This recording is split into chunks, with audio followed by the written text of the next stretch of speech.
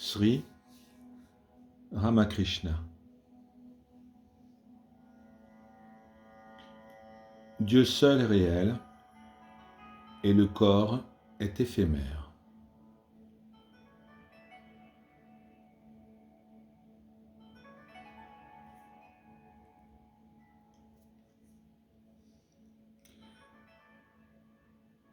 Il y a quelques années, alors que je souffrais de maux de ventre persistants, mon neveu me conseilla d'en demander la guérison à ma divine mère. Mais j'ai honte de parler de ma maladie à ma mère. Alors, je lui dis, « Mère, j'ai vu au musée les os d'un homme qu'on avait reliés ensemble avec du fil de fer pour constituer un squelette. Donne aussi plus de force à mon corps, ô Mère, afin que je puisse chanter ton nom et tes louanges. »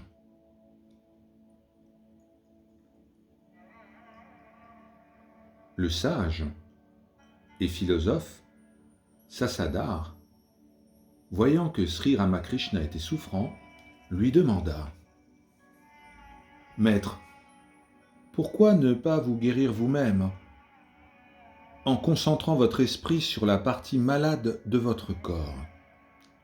Les Écritures sacrées disent que de grands saints comme vous peuvent guérir leur maladie physique par la seule force de leur volonté. »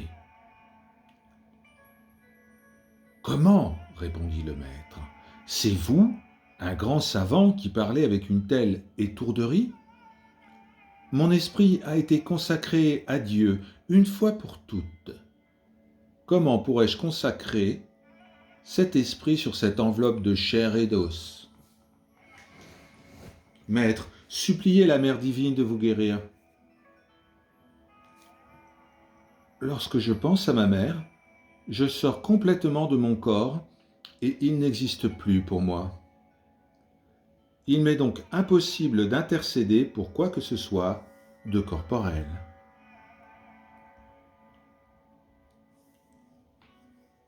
Lorsque la maladie de Sri Ramakrishna devint si pénible qu'il pouvait à peine parler, à peine avaler un peu de nourriture, il dit un jour,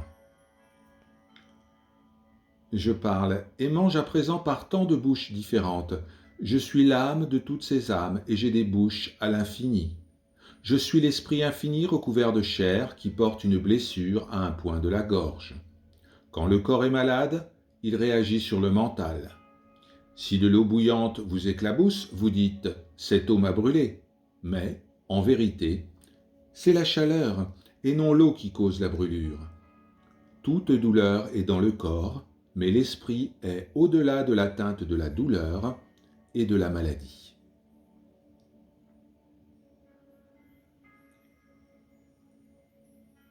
Moi, Sri Ramakrishna, j'ai dit à la mère que par suite de mon cancer de la gorge, je ne pouvais plus rien avaler, et je la suppliais de me permettre de prendre quelque nourriture. Mais la mère, vous désignant tous, me dit « Comment ? Tu manges là par tant de bouches ?» Complètement honteux, je ne pus répondre un mot.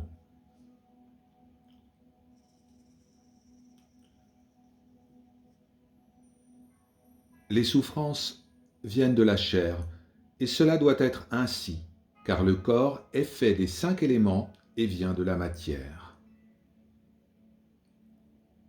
La Mère divine, Kali, me fait porter le poids de cette maladie, pour enseigner aux hommes à penser à l'esprit et à vivre dans la conscience de Dieu, même si le corps souffre extrêmement. Quand le corps passe par une agonie de douleur et de dénuement, lorsqu'aucun pouvoir humain ne peut fournir un remède, la mère me montre que l'esprit est le maître du corps. Ma mère divine a apporté la maladie à ce corps pour convaincre les incrédules de la divinité de l'Atman. de la réalité de la conscience de Dieu et du fait que, lorsque la perfection est atteinte, la libération hors de tout esclavage est atteinte également.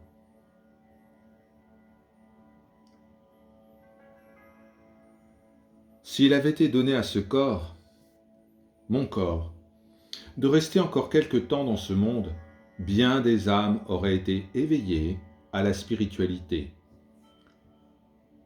Mais la volonté du Seigneur en a décidé autrement. Un disciple se présenta et dit : « Intercédez auprès de Dieu, Seigneur, afin que vous puissiez demeurer plus longtemps parmi nous. » Le Maître répondit : « Que la volonté de Dieu soit faite. » Mais enfin, sûrement votre volonté est devenue une avec celle de Dieu.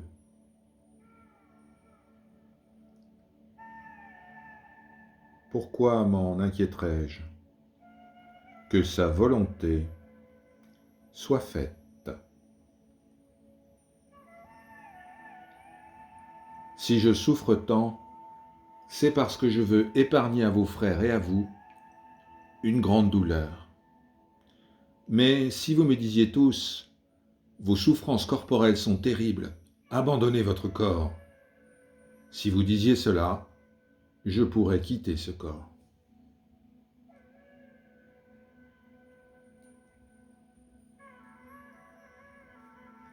Les dernières heures du Maître arrivaient. Ses disciples le supplièrent de prier par amour pour eux, que Dieu le guérisse et le laisse encore quelque temps ici-bas. Le Maître répondit :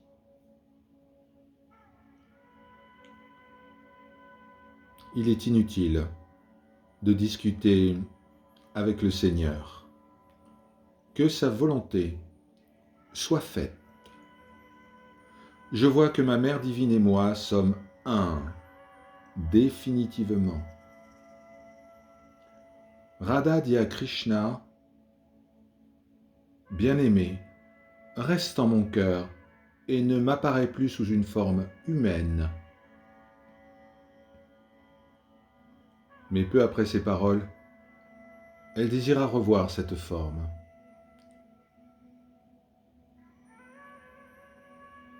Son cœur avait la nostalgie du bien-aimé. Cependant, la volonté de Dieu s'accomplit et Krishna n'apparut plus sous sa forme humaine.